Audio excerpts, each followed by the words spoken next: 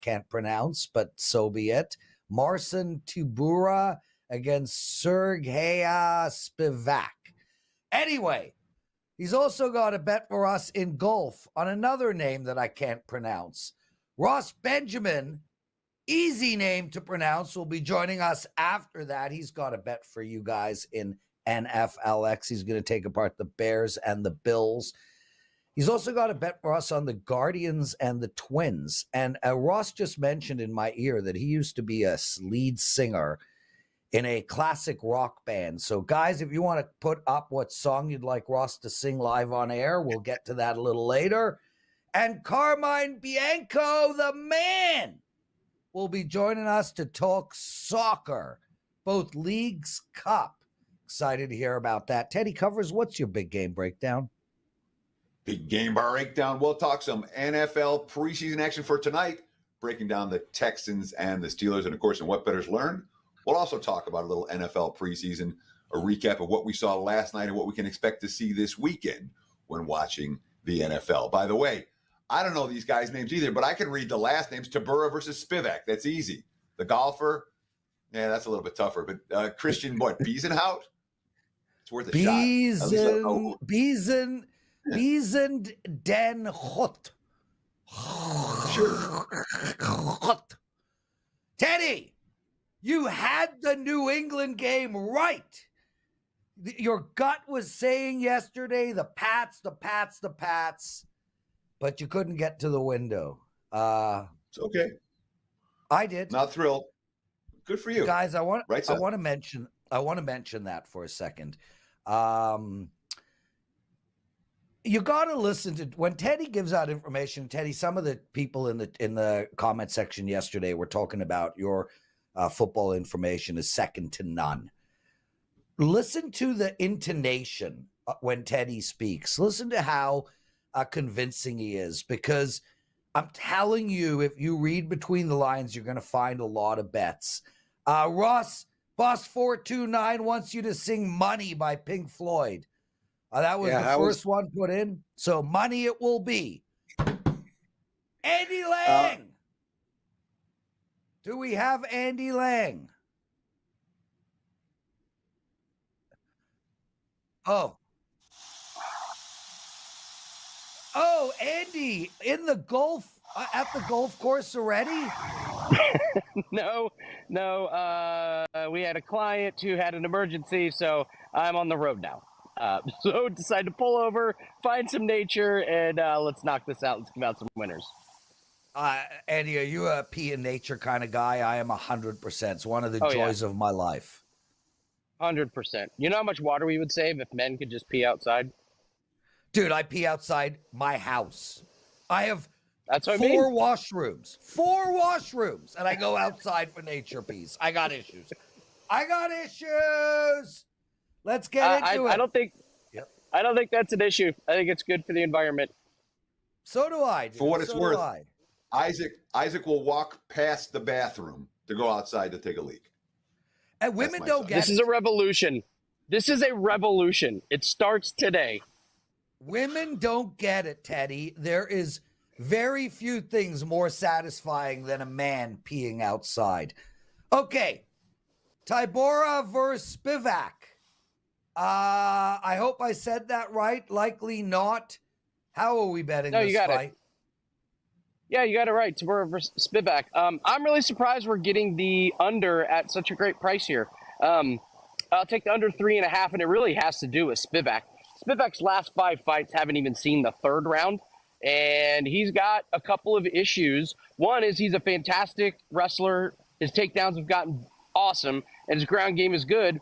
So he can submit guys, and he does it early in the first or early in the second. His problem is he doesn't have any cardio. And we saw in his last fight against Cyril Gahn, he didn't get the takedown and the submission in the first round. He completely gassed out. Cyril Gahn beat him in the second round. I think this is pretty easy. Spivac's going to win early in the first and the second, but if he cannot get Tybura down and he cannot get the submission on the feet, he just gasses out, and it's going to be a Tybura win in the second or the third. I don't see how this makes the third round, so I'll happily take under 3.5 at a -125 that I think is a fantastic price. So Lawrence just talked about kind of reading between the lines and what I say. And I don't even know I'm doing it. You know, I just talk about games and to try to give out information. I don't recognize I do it. When I was just listening to you, it sounded to me, reading between the lines, that you think that Tybura might be Tybura, I should say, might be a live underdog. Am I reading too much into what you were saying? Or, I mean, obviously he opened basically at a pick 'em price at a lot of books, and now you're catching what, plus 130, plus 140 with him. Do you think Tybura is a live underdog in this one, or is it clearly unders the bet and don't even worry about the side? Under is the bet. I don't care who wins, but I will tell you, if you're betting an outright winner, it's got to be Tybura. It has to be. He's got pretty decent takedown defense. I know Spivac is probably going to be a little bit bigger, but there's no way you could lay this minus money on Spivac, at least in my opinion. So if Tybura just survives the first round, I think he's a clear-cut winner. Live betting, if this gets out of the first round, it's Tybura all day. The value is absolutely on Tybura, but the only way I'm going to bet on this fight is the under. Andy Lang joining us, everyone. One of the best handicappers we got at WagerTalk.com. So Andy, Andrew Wojcicki, one of our most favorite viewers, listeners, whatever. Teddy always gets mad at me. They don't view, they listen. He wants to know if Taylor Fritz is a good bet today in tennis, and Anna Kalinskiya. You handicap the tennis for this weekend? There have been a lot of upsets this week in tennis. So you could look at it one of two ways. Maybe it's a week of upsets, or maybe the favorites are going to win out this week. I have not made one tennis play this week. It's been a really good year of tennis. I haven't felt the need to force anything, so I will be staying away. No opinion on that play. Yeah, and I don't have an opinion either, Waj. We were talking about it yesterday, Teddy. One sec. We were talking about it yesterday or 2 days ago when Teddy asked me, you know a bunch of the owners of the CFL teams. Does it help you in betting? Dude, I know almost every tennis player. I even had dinner with the Asian judge who judges the main event, the finals at Wimbledon. I am so deep into tennis connections, it's not funny. And I never use them. Maybe I should. I got nothing for you, Waj. What's up, Teddy? Oh, I was just talking about the fact that Andy's on the road right now. We got the beautiful green grass behind him. He's not in front of his computer with all of his notes, which makes it, at least when I'm doing shows on the road as opposed to in front of my computer. For the computer, you got all I can look this guy up. I can remember, what's this match? What are my notes? So it's harder to come up with secondary opinions sometimes when you're on the highway. Much easier to do when you're Andy. Not if you're Andy freaking Lang. Like you are understating the genius of Andy Lang. Christian Bezel. How you betting this guy? Golfer. It's the Wyndham Championship. Don't feel bad about not being able to pronounce his name right. I thought I nailed announcers. it. I thought I nailed it. Close. Announcers struggle with this guy's name. I've been told it's Bezaden Hout. So we'll go with Bezaden Hout. We're going to take his over 67.5 in round one. I played this at minus 145. I believe it's creeping up to minus 160. Here's the thing. I've been watching this tournament all morning. They got completely rained out yesterday. Like they couldn't play one hole yesterday. So the course is soaking wet.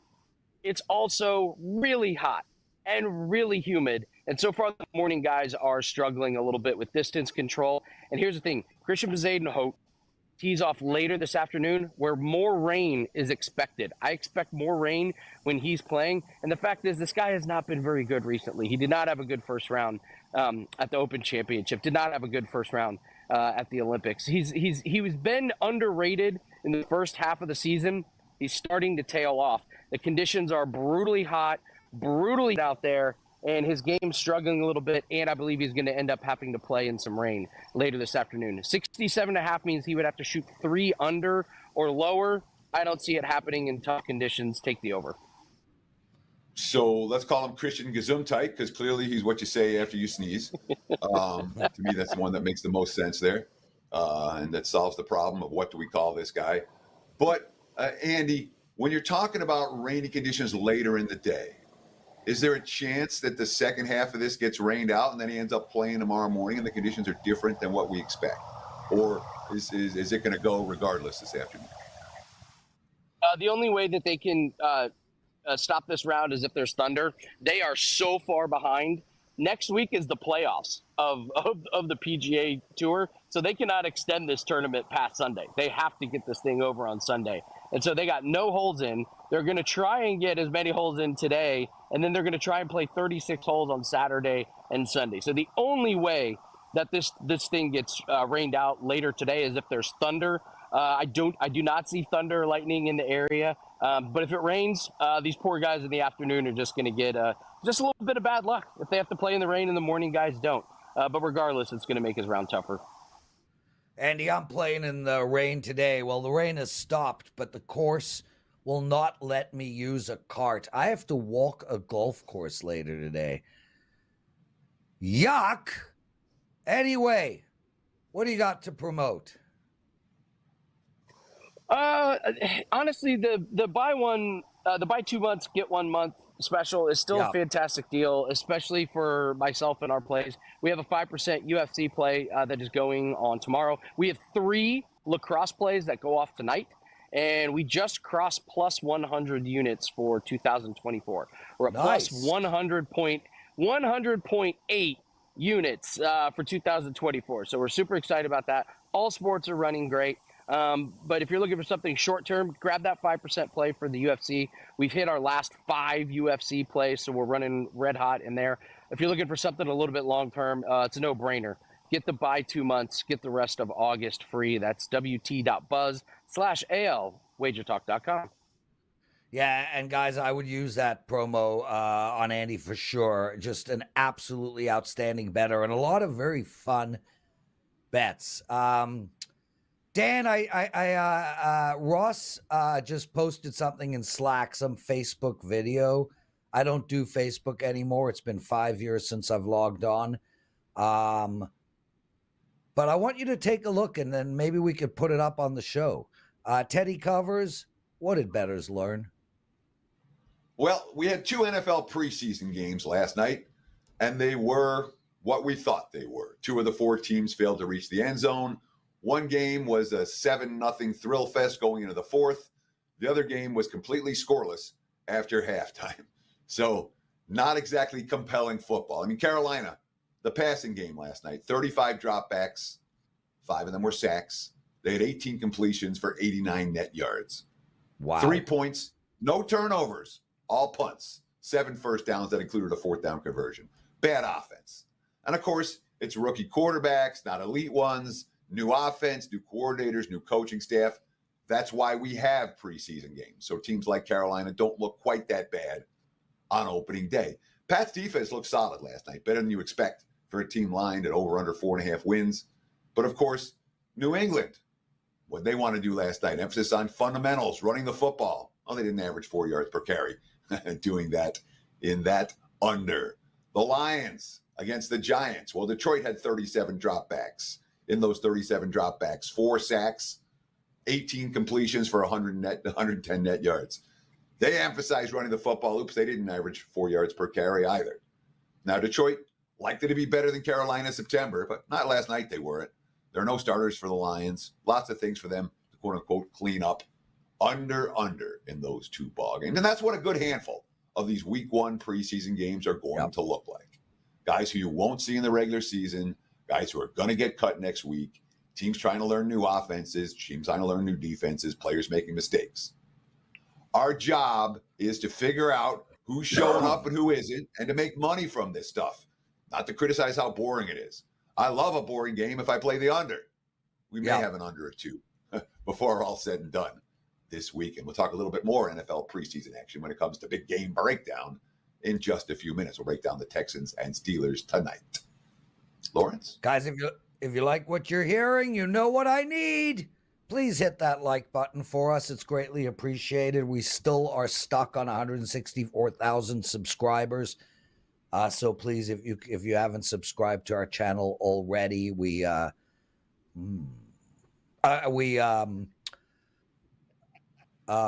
was I saying?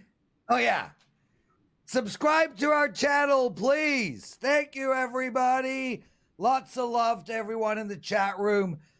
Ross Benjamin, we can't put that Facebook video up, but I told it's you being a badass. So that must have been what, 1923? Actually, 2021, December 2021. It's too bad you can't get it up. It's, just proving the fact that I was a lead singer of, actually specifically, a Leonard Skinner tribute band. So. Oh my God. Okay, so one of my favorite songs of all time. That's a badass band. Not some of the bands or the song you were making fun of me with. Please, come on, man. I'm not that old. Prez, give me a break. Dude, that song I was making fun of you was written by Louis Jordan, who has more number one hits from 1900 to 1950 than any other musician of all time. His play is called Five Guys Named Mo. Oh, and that's one of the best musicals you'll ever see in your life. In your life. I know the song Five Guys Named Mo because Joe Jackson did a cover of it that's really good back in the 1980s. But who did you say had more top 10 hits than anybody ever? Some guy that nobody's ever heard of? What? From 1900 to Michael Jordan's brother. 1900 to 1950, Louis Jordan. Yeah, Michael's brother, Teddy. We get to the station at 8:45. A booby dooby dooby dooby dooby doo doo doo. Choo choo choo choo chiboogie. Who's the producer today? He also sings Saturday Night Fish Fry and Caledonia. Caledonia. Do do do do. Okay, Russ. Who's the producer today? You have a heart out today. Stop. Yes, Teddy, I'll make my heart out. Don't you worry. Ross, you just relax, dude. Brush your hair back. Strand 62, quadrant 5, section 4 is out of place. Ross, I'm gonna what was your favorite Leonard? What was your favorite Leonard Skinner song? Favorite Leonard Skinner song. I like some of the deep cuts, like Whiskey Rock and Roller and great song. I Need Ya, and stuff that people aren't really familiar with. Instead of the Sweet Home Alabamas, the Freebirds, and On the Hunt is another one. Simple Man is one of the greatest songs ever. Like one of the toughest songs to sing too. By the way, I've heard. I can do it. It's been a simple kind of man. All right, let's get back to the matter at hand. Anyway, whoever the producer was, is it Dan that's the producer? Is it Dan as the producer today? Just let him watch that after, if you could, because just to shut his mouth up a little bit, which is a hard thing to do. Anyway, Bears and Bills, that's what we're talking first. And, Chicago playing their second preseason game of the year. Last week, the Hall of Fame game, as we all know by now, was postponed with about 3 minutes to go. I should say play was stopped at that time. And despite that, it's still a little over 18 minutes to play in the game. The Chicago Bears backups did a nice job offensively, scoring 21 points and racking up 278 yards of offense against the Houston Texans. And, tonight it's going to be, tomorrow afternoon, it's going to be Caleb Williams getting a start. First NFL appearance anyway, not official start because that won't come until the regular season. And I would think that most of the starters, if not all of the starters offensively, are going to go along with him for at least a quarter and a half. I do know that Sean McDermott announced yesterday Josh Allen will play. The starters will play for about a quarter.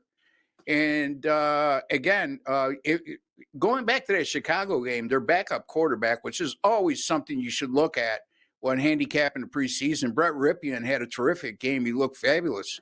11 out of 15 for 166 yards and 3 touchdowns. And he'll be playing against some backups with the Bills. Bills defense, by the way, a new defensive coordinator, and some pieces that they're missing from last year's squad on the back end, which is concerning if you're a Bills fan. Buffalo, by the way, under Sean McDermott, the last 2 preseasons have played 5-1 to the over. with an average of 43.2 points per game. The Bears under current head coach Matt Eberflus they played 3-0 to the over last year, total of 40, or a combined total of 42 points scored per game. And again, I put Teddy, when I look at the preseason, I put emphasis on the head coaches because their philosophy during the preseason usually aligns with the results. And that's what I'm seeing here. And I'm going to go over the total. Now, this was 36.5. It escalated to 39, and a lot of that has to do with McDermott's announcement yesterday, and that total going up to 39. So I'm going to go with Chicago and Buffalo over 39 on Saturday afternoon, NFL preseason football. So I have two follow-up questions for you on this one. Uh-oh. The first is, yeah. Well, they're both about Chicago's game plan because I guess you and I are seeing different stuff. Chicago's going injuries on the offensive line. Are you confident that the Bears are going to be playing their starters for extended stretches in this game? Because I've read different information and that a lot of question marks about Chicago actually leaving their starters in the field for more than a series because of those offensive line injuries. And the second question is, when you talked about the success Brett Rypien had last week, are we going to see Rypien for extended stretches this week? I was under the impression we're going to see Austin Reed a lot in the second half of this ball game, and not Rypien. Rypien had all the success last week. We might see him for a series or two, but not for extended stretches. So talk to me about your information on this ball game, because you and I are getting different stuff. Well, listen, I'm going to trust your information to start with, okay? And I'll go back to last week. The Bears' offensive line, the starters did not play at all on the offensive line, and they seemed to move the ball quite fine. Secondly, we're going to get a quarter of Caleb Williams. Now, we don't know what we're going to see from him, but again, he's their starting quarterback, and I would think that their offense will be okay with him at least for a quarter. And then in terms of Rypien, I got to believe he's going to at least see a quarter, okay, before they turn to Allen in the second half. That's my feeling there. Justin Reed, what is it, Justin Reed? The third string quarterback. I'm sorry, Austin Reed. Yep. Yeah. Fourth string quarterback, rookie out of Western Kentucky, I believe, and which he played in a passing offense. So 2 out of 3 last week for 10 yards. Yeah. And again, let's remind everybody it's 39. If it was a regular season game, you'd be looking in the mid 40s here. And Chicago's backup skill position players seem to be much deeper than they have been in recent years. What was the other question? I'm sorry, Teddy. That was it too. Or I was asking about Rypien and the Bears offensive line. Yeah. Well, there's your answer. So it's great questions and it's a great observation. And then I wouldn't expect nothing less. Ross Benjamin joining us. Keith Landry writes, who knew Harvey Keitel could not only act but sing Led Zeppelin as well? Going to California. That's my favorite Zeppelin song. Yeah, but you should see him handicap games. I mean, Harvey Keitel is the best handicapper around. Unbelievable. Stop, because if anyone that watched Bad Lieutenant, you don't want that with Ross Benjamin. And if you've never seen Bad Lieutenant, it's an awful movie. But awful. Harvey Keitel plays a pretty compulsive gambler who gets in a whole lot of trouble. Yes. What's that? I can't believe you just made a movie reference. Dan, mark that date down. Teddy saw a movie, which in and of itself is but it's from like the 80s or the 90s. It's an old movie. Yeah, the old movies I remember. Okay, good. Ross Benjamin. References for game. Ross Benjamin, the show has gone a little bit off the rails. I don't know who it is to blame. Keep singing. Okay. Guardians and Twins, you like over 8. It's game 2 of a doubleheader. Tell us. But by the way, if you want me to sing Led Zeppelin, I can't even come close to Robert Plant's range. Nobody can. Even if you put a clamp on my testicles, I can't get that high. Anyway. Great vision. All right, great image, everyone. Let's all take a moment and just imagine that for a second. Okay. Yeah, ahead, man.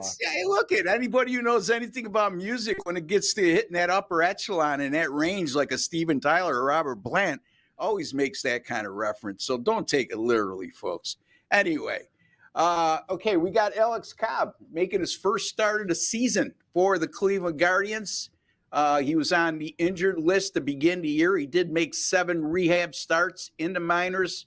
Just 2 of those came in AAA, only averaged a little over 3 innings pitched per start. So, again, he's probably going to be on a strict pitch count, being that he's coming off the IL and being that he didn't show that they didn't show they wanted to use him more than short stints while he was down in the minors. Last year, he made 16 road starts with San Francisco with a 5.70 ERA in those outings, 10 career starts against Minnesota, not a very good 4.86 ERA, 1.42 whip, and a concerning 12 home runs allowed in only 50 innings pitched. Now, I know a lot of the players with Minnesota now weren't with Minnesota during that time, but it's worth mentioning. Here's the thing. The Cleveland bullpen, Teddy, has been terrific for the better part of the year, but over their last 6 games, they've struggled a bit. 5.46 ERA during that time, and considering the fact that you're probably not going to get more than 4, maybe 5 innings out of Alex Cobb, that's also worth mentioning. The Cleveland Guardians also the last 7 games averaging a lofty 5.6 runs scored per game. The Minnesota Twins, 11-1-1 to the over in their last 13 at home when there's a total of 8.5 or less. Right now I'm getting a total of 8. At DraftKings, it's 8.5 everywhere else, folks. Don't be shy. If it's 8, you get an 8.5. Don't hesitate. I just got the better number at DraftKings. The Twins over their last 6, averaging 6.1 runs per game. They're going to be going with Louis Varland on the mound, and he's made 5 starts and 1 relief appearance with a terrible 6.58 ERA, and he's allowed 6 home runs in 26 innings pitched during those 6 outings, and that's not a good home run to innings pitch ratio.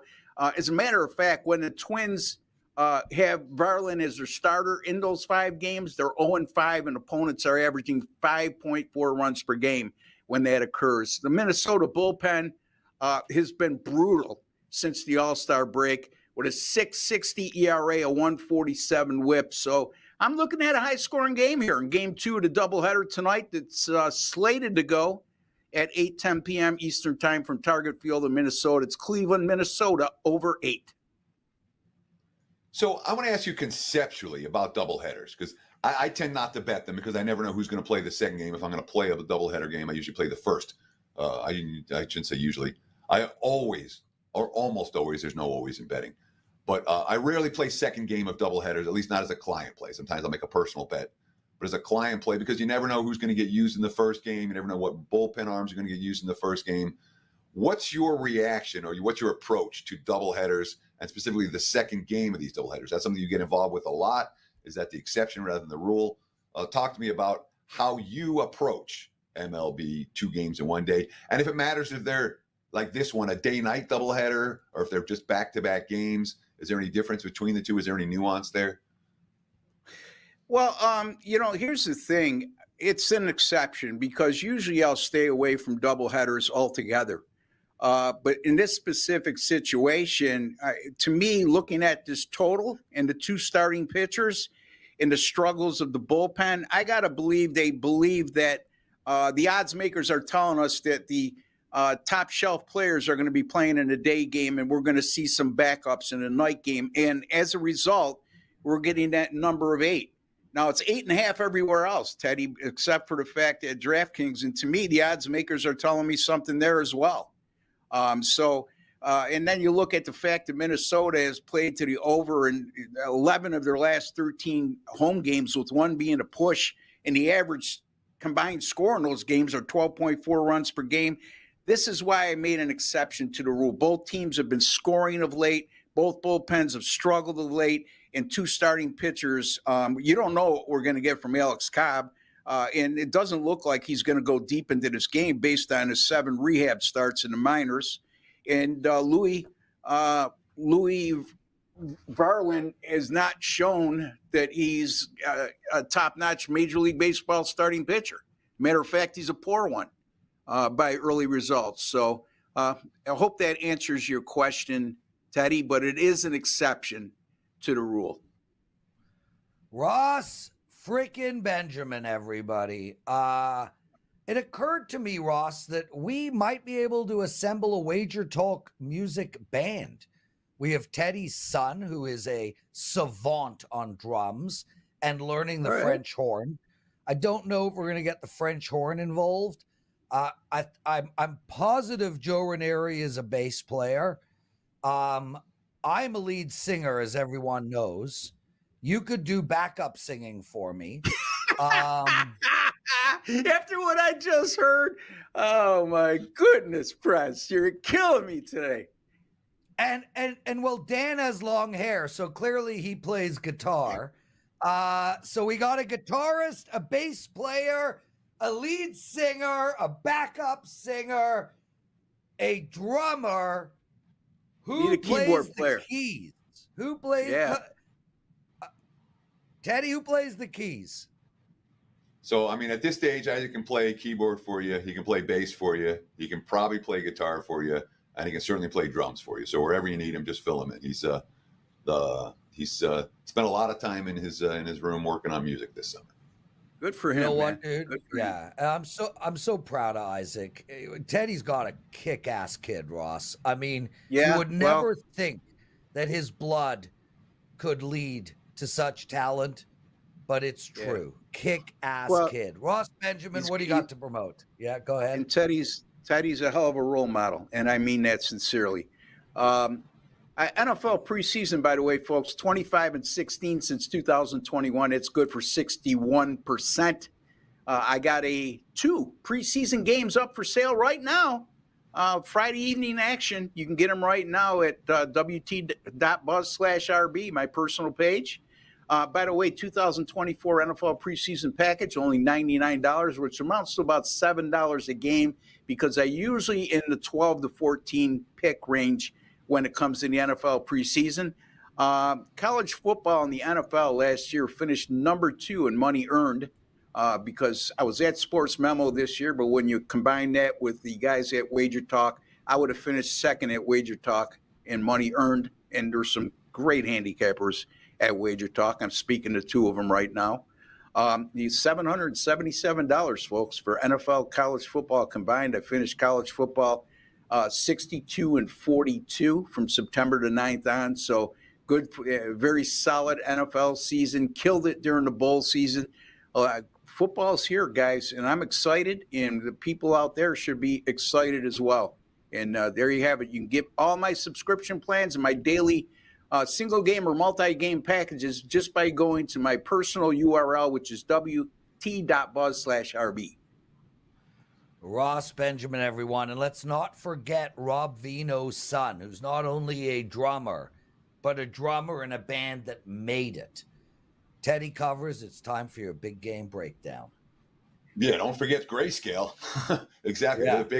Rob Vino's son is the biggest star of anyone, when it comes to the offspring of the WagerTalk handicappers. Let's talk Texans and Steelers Friday night NFL preseason football. And this is not a client play. I went back and forth and back, and Houston's just a little bit too bet on.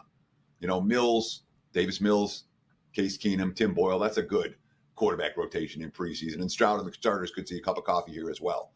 So, and then, of course, the team that already got the rust out last week. So it's not a client play. It's just an opinion. But I think this point spread is wrong. The Steelers are playing starters too. The Steelers have a good quarterback rotation too, even without Russell Wilson. All right. And we didn't want Russell Wilson in this game. If you like Pittsburgh, he's only had 1 full practice with the team. He's been hurt. Justin Fields right now looks like the starter, and he's got something to prove. And Justin Fields can make plays with his legs. We love that from quarterbacks in August. Behind Fields, Kyle Allen, 704 career passing attempts since 2018, 26 touchdowns. He's a veteran. And John Rice Plumlee, for a rookie, the guy was in college for 90 years, it felt like. He's ready versus a third-string defense, not a QB who I would be reluctant to put my money on. And then we look at the head coach, Mike Tomlin, and his track record. Week 1 of the preseason, last 7 years, there was no preseason in 2020. Last 6 tries, 6-0 straight up, 6-0 against the spread. His teams come to play. Since the COVID season, Mike Tomlin in the preseason, 9-1 straight up, 8-2 against the spread. This is a coach who gives a shit. And that's meaningful to this bettor. And it's important in this instance. I want to take the points, not the money line. We talk about key numbers in the preseason, +1, +2. Those winning numbers, they matter in August. So I'll take the +2.5, not the money line, and look for Pittsburgh to keep this one close. There's your big game breakdown, Friday night NFL preseason, right here from WagerTalk Today. Lawrence, back to you, my friend. Teddy covers. Let's keep it moving, brother. Carmine Bianco joining us. And Carm, before we get into your picks, you got a rare 5% play going today. It's tonight, right? Tonight, Leagues Cup, a total in Leagues Cup, and we've been on a really good run with totals. Like I said, I pivoted over to totals because they were running really good, and since the start of the tournaments with the Euros, I put out that summer tournament package where you get all 3 tournaments for one price, plus 52.48 units gained, 71.9%, and that's over, let's see here, 65 plays. So it's a good sample size and a play I really like tonight. And let's see if we can cash a winner. There we go. Good luck, Carm. I'm cheering for you. Let's get into your 2 leagues game. Sporting KC are playing Columbus. How do we bet this? All right, I was on last Friday and gave out a couple of winners, and guys messaged me, so I really appreciate the feedback there. Let's see if we can do it again. You look at this one here, Prez, and Columbus had a bye into the knockout stages. We're in the knockout stages now. They just started a couple of days ago. They had a bye as the MLS Cup winners last season, and normally you get a little worried about a team that's been off for so long. Whether there's rust, whether they come out and they're firing on all cylinders. But they had a game scheduled, and they played against Aston Villa of the Premier League, who had a lot of their starters in. Columbus started their starters for the first 45 or so minutes, got out to a 3-0 lead. Cucho Hernandez, the guy just continues to score 3 goals in the first half. This team hasn't missed a beat, and I think they're the best team, one of the best teams in this tournament. Unfortunately for them, they'll get by tonight. They're stuck in the way this tournament is set up. They're stuck in quite possibly the worst quadrant of the bracket. They have both Inter Miami, who they would play next should they win tonight. And then after that, should they win, they're into the quarterfinals. They play Tigres, one of the best teams in Mexico, should Tigres progress as well, too. But putting that aside, this is a team right now that's playing extremely well at home. They've only lost 1 game. That was to their rivals in Ohio, Cincinnati. They lost 2-1. That's the only game they've lost at home all season long. 8 wins, 6 draws. And when they win, they score goals and they win by margin. They're averaging 1.93 goals scored at home per game this season, which is the exact same amount that Sporting KC are allowing on the road, 1.93 goals per game. Sporting comes out of probably one of the easiest groups thus far, I think, in the group stages, with Chicago in there and Toluca. This is one where you got to lay a goal with Columbus, but they're going to win this game by margin. I think even if they start slow, as this game goes on, there's so much talent on this team that they're going to wear down Sporting KC and win this by at least a couple goals. These 2 teams played back in June, the 22nd, 4-0 Columbus at home. Not much has changed between these 2 teams since then, even with any summer additions and the transfer window. This is Columbus's game to lose tonight, and they won't. So Columbus -1, -135. That line's gonna steam at least to -1.25 goals. So I have a follow-up, but I'm going to save it till after I ask you the next game that we're going to talk about, Portland versus St. Louis City. And this one, you can get both teams as an underdog if you look at the WagerTalk live odds screen. Obviously, the draw is a plus price as well. But St. Louis versus Portland. Here's my question for you, Carm. This is the CONCACAF Champions League. CONCACAF. What does that stand for? CONCACAF, yeah.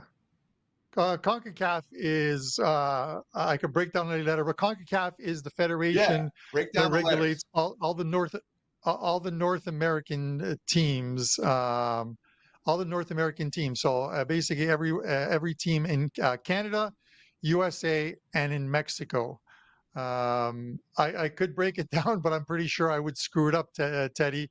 I just refer to it as CONCACAF. So they're the federation. It's just much like the Euro Federation or UEFA Federation takes care of all European teams, and the CONMEBOL takes care of all South American teams. This is the federation here in North America. Teddy, All I'm going to say now, real quick, going Carm, to this just game real here- quick. Yeah. They got to Yes. work on their acronyms. All right, that's the worst acronym I've ever, CONCACAF. No, it's like give me 3 letters, maybe 4. UFA at 5 is about the max you can go. Do you This think 9-letter you're stuff. me? Do you think you're me today, Teddy, talking utter nonsense while Carm's trying to give out actionable information? There's only room No, for but one of he us. does make sense. He does make sense because I get that question all the time. What is CONCACAF? So CONCACAF, and I just quickly, just so I wouldn't screw it up, is Confederation of North, Central America, and Caribbean Association Football. See, I would have got that last part wrong. The Caribbean Association Football. I would have got that completely wrong. So, but I knew the first parts. So. That is a good follow-up, Teddy. Just make it something easy, like North American Football Federation. We all know that. It's easy. Okay, With Carm, that said, now, Carm, yes, Portland get and St. into Louis, it. Prez. Yeah, Portland and St. into Louis. it. So one thing this League's Cup has done, I know you need to get out. One thing this League's Cup has done is we've seen teams that normally in the MLS are in the bottom half of the standings and aren't performing well somehow turn it around, and they're playing well in this tournament. Toronto FC lose to Miami last night 4-3. I had the over in that one, and that one hit by halftime. Toronto lost a player in that game, Federico Bernardeschi. They probably would have won the game. Who knows? But a team like Toronto impressed in Miami. A team like San Jose, bottom of the standings in the East and West combined, and they win 5-0 last night against a Mexican team last night. Necaxa. I'm going to pronounce that one wrong anyways, but I'll throw it out there. And St. Louis fits that mold. They changed their manager. They're more of a possession-based, ball possession-based team now, and the results are starting to come in for this team. They're starting to play better. They're playing better at home.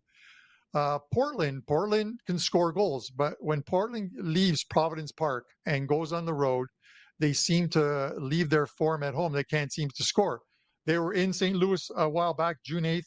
The game finished 0-0, scoreless draw. St. Louis held every single analytic number in post-analytic number in that game.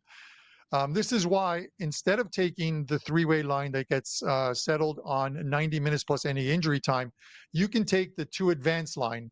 That includes penalties. If this game's tied after 90 minutes and 4 or 5 minutes of injury time, it's going to go straight to penalty kicks.